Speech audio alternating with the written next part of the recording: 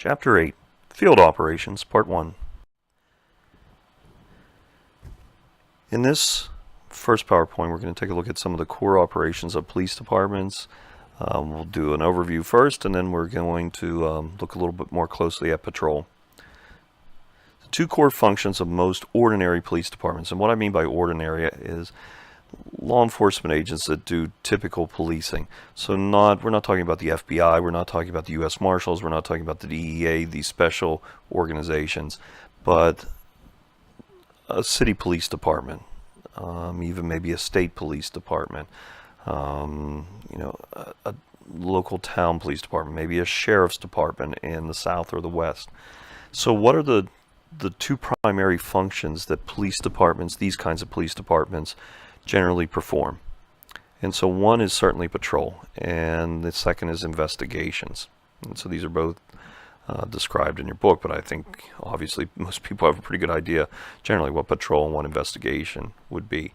By far, patrol is the largest unit in most police departments. It's often called the backbone of policing because it's not only the largest unit, but it does the most work. It has the most interaction with the public. It can either be proactive or reactive. So as we've already talked about in some of the previous chapters, policing can be proactive in the sense that it's trying to prevent crime, engaging in things like community policing, problem-oriented policing, CompStat, broken windows, a whole host of other kinds of policing strategies. Or it can be more reactive, which is what we often see from the patrol division, which is generally patrolling, not looking for anything necessarily in particular, and pretty much just waiting for the next radio call to come in. When that radio call comes from dispatch, then they'll respond to it. But again, that's reactive policing. It's not really being proactive. In between those calls, maybe the police are a little more proactive. They do go out and try to prevent some crime. They try to get ahead of the crime. But they may even be reactive in between radio calls because they see, for instance, a traffic violation. It's all right there before them. They don't have to have a radio call to tell them there was a traffic violation. They pull somebody over. But again, patrol is going to be where the most personnel are devoted, probably the largest budget of any police department.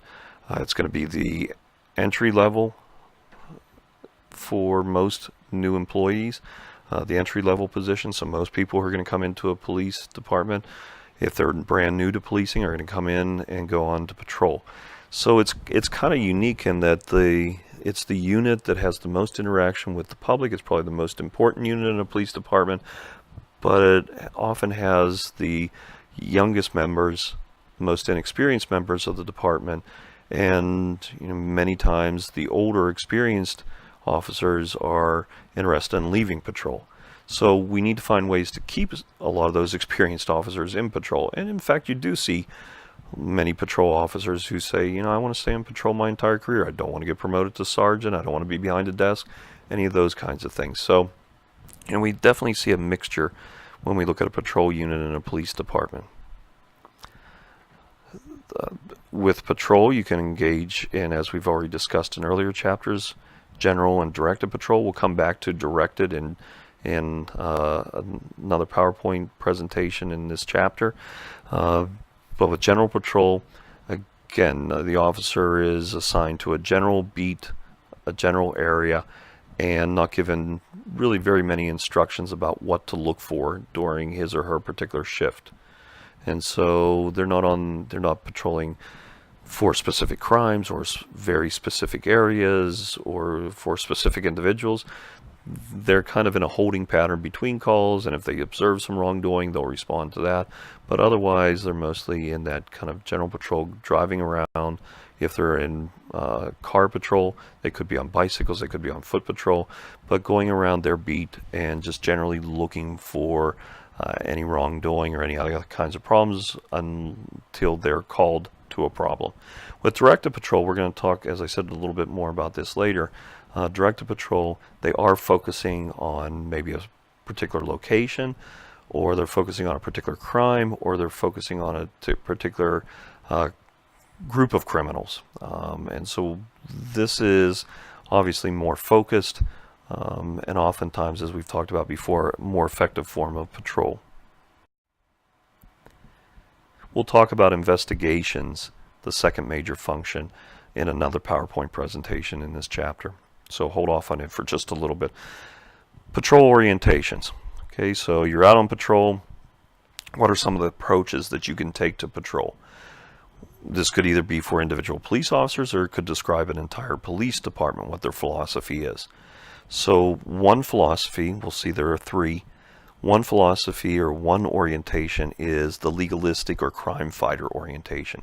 So these are police officers, and in particular we're talking about patrol officers, who view their jobs as fighting crime. I'm here to look for serious criminals and to arrest them, to prevent serious crime, all these kinds of things. So they're legalistic in the sense that they see their function as enforcing the law. And again, to be more particular, in enforcing the criminal law. So that's why they view themselves as crime fighters. They're often, when we see officers or police departments with this approach, we often see a more aggressive form of patrol. More of a focus on crime control than due process necessarily. So, tougher on crime in essence. Another kind of patrol orientation is order maintenance. So when we talked about broken windows, we talked about order maintenance. Here, the officers don't really see their jobs as fighting serious crime, although it may come up from time to time, and they will fight it. They're more interested in dealing with disorder on the streets. And so, hence you see the term in quotes, keeping the peace. That's more their mentality. Okay, if you want to do something illegal, as long as it's inside, it's not out in the public, it's not obvious, we probably won't be that concerned about it. Assuming it's not violent, it's not injuring another person. But if you want to, if you're engaging in drug crimes, if you're doing it in your own apartment and not being obvious about it, then probably nothing's going to happen to you. But you take that out onto the streets and we see you, now we may do something about it. So order maintenance is more about keeping the peace, maintaining the order. They're not out there trying to arrest everybody and catch every criminal, but they want to keep the streets in good order, not too loud, not too chaotic, not violent, nothing like that going on in the streets. And so if you're in State College, this is on a Friday or Saturday night, this is what State College police are mainly about. They're not, even though students may think that the State College police are all about cracking down on drinkers and stopping everybody who's trying to have a good time on a Friday or Saturday night, if you really talk to the police, that's mostly not what they're about. They're about, realizing that there are lots of drunks out there on the streets and they could easily arrest every one of them.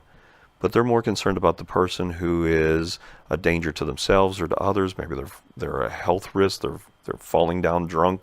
Maybe they're vandalizing things. Maybe they're coming up and accosting other pedestrians. Whatever might be going. They're causing problems. Those are the people in the State College who the State College police are going to pay more attention to. So I don't think you would describe in everyday operations the State College Police Department as legalistic or crime fighting. They're definitely, probably the major emphasis is order maintenance, keeping the peace. Maybe number 3 that we're going to see in a second also. They could characterize that. In fact, I had some conversations with a professor who helped the State College Police design some of their employment test, their interview questions. And they asked this professor to help them design questions that would really get more at order maintenance than crime fighting, because they didn't want an officer who expected to come to State College and who expected to be a crime fighter, that they were going to be dealing with felony calls after felony calls, because that's probably not what you're going to be dealing with in State College, at least on most typical days.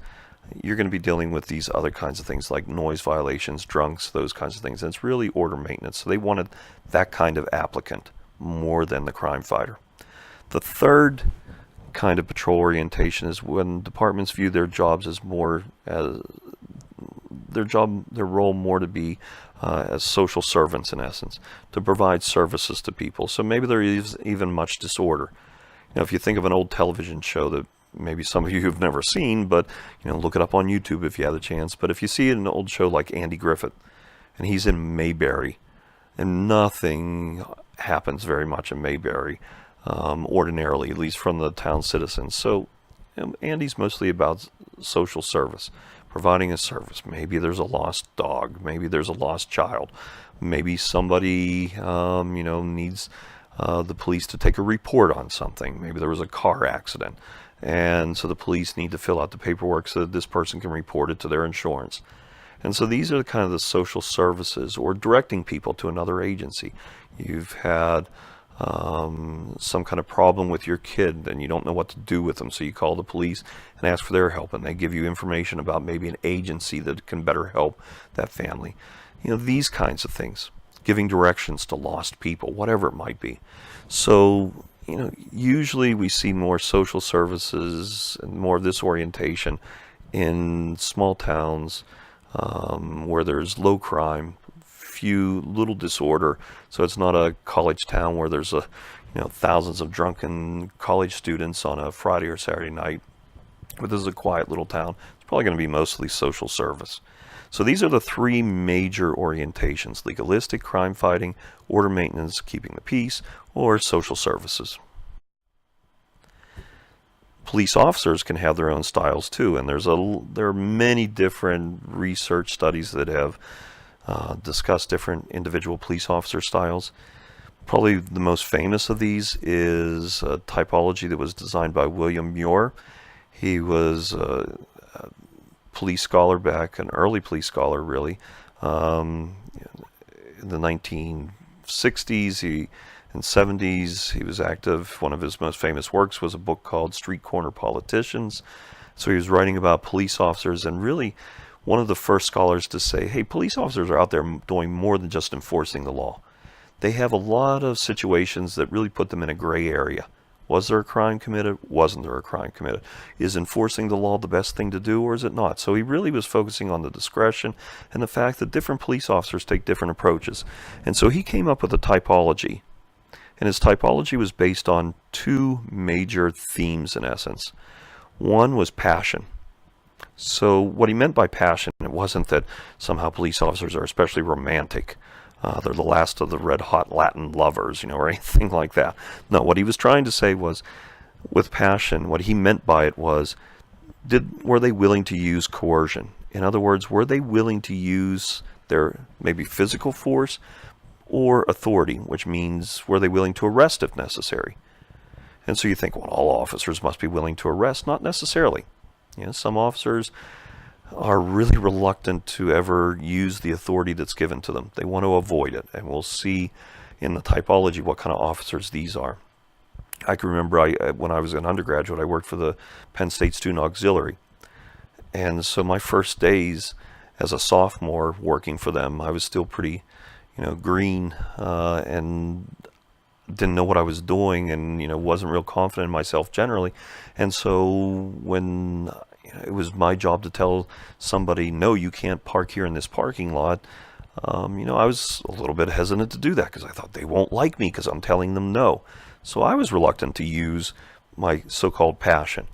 But as I grew in confidence, then I soon realized, I'm never going to see this person again. These are the rules. I need to enforce them. That's my job. So if I tell them no and they don't like me, it's not because of me personally. It's because they wanted to do something that they weren't allowed to do. And it was my job. That's why I was there in the first place, to say, no, you can't park in this particular parking lot. But, sometimes it takes a while to learn to be able to say no to people. And so this is really what Muir's getting at in this particular factor, or this particular element. That passion is that willingness to use the coercion that's available to you. Perspective is your willingness to understand the complexities of life. So do you see things as black and white only, or do you see them as black, white, and a whole bunch of shades of gray in between? And so I know if I talk about shades of gray, you'll right away think of Passion, but we're not talking about that novel that's real popular. Perspective meant you really try to understand what's going on around you. So what was Muir's typologies based on this? When we see in this chart, so across the top, you see I have passion, yes or no. Do they have passion? Don't they have passion? And then on the left-hand column, you see, do they have perspective or do they not have perspective? And then Muir placed the officers in these particular grids according to whether they did or didn't have passion and did or didn't have perspective. So the ideal police officer is that person who's willing to use use coercion if necessary, willing to use force and authority, but they also try to understand society. So it's not like it's a knee-jerk reaction, I'm going to arrest everybody. So it's not that kind of use of coercion. But instead, they try to understand what's going on, and they use their discretion that's available so that they understand what is the best outcome in this situation. So the ideal police officer is that police officer has a combination of passion and perspective. Now if we look at these other police officers, they're lacking in one area or the other. So the police officer, if we move a little bit to the right of the chart right beside the professional, we see that if we have somebody who really tries to understand the community but never wants to use force or rarely wants to use force, then Muir called this person the reciprocator. This is almost like someone who wants to be a social worker, not a police officer. They want to understand everybody, but they don't really want to force them to do anything. So this police officer might sit and listen to the person explain why they committed the crime or they did something wrong, why they were drinking and driving, or you know, it's a domestic fight situation, and listening to the offender explain why they were angry. And at some point you might have to make a decision if you're the professional to say, okay, I understand, you know, maybe there were a lot of reasons why you and your significant other had a fight, but you hit your significant other and you need to go to jail perhaps. Well, the professional is willing to do that. The reciprocator is not. So the professional will try to understand the situation. Maybe there's a time when arrest isn't the ideal thing, you know, whether it's drunk driving, shoplifting, domestic violence, whatever it may be.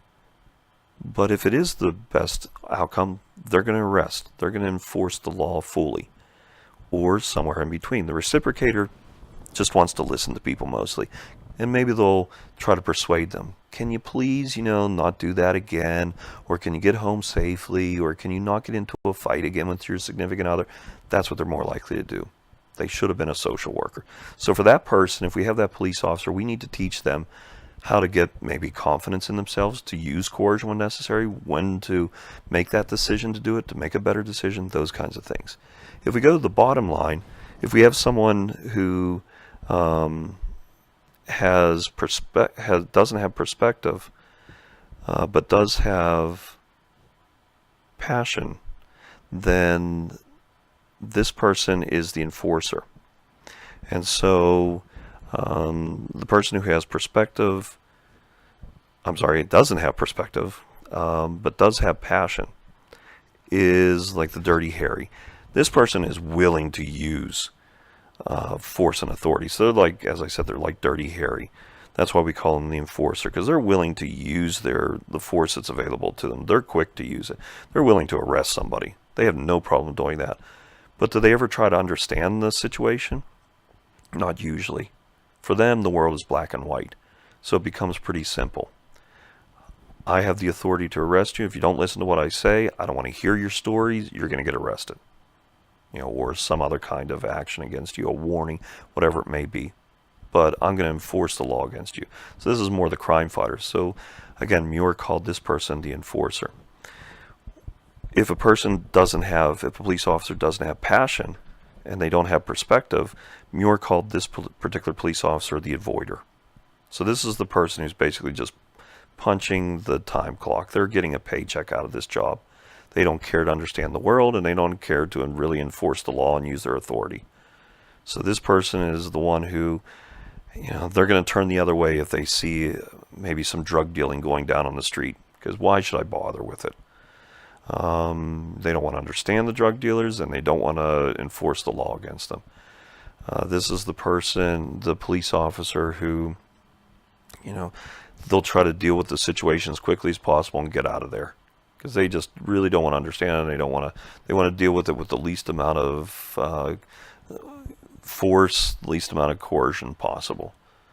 You know, if I can settle it quickly, it's done, it's over, even if I don't actually solve the problem long term.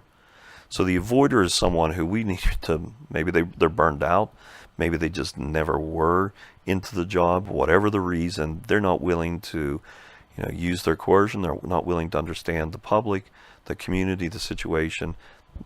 They're really not doing much as a police officer. So we need to find a way to motivate them to actually do their job, try to understand the community, but also use the authority that's available. Don't hide from the problems. Don't avoid them. Do your job.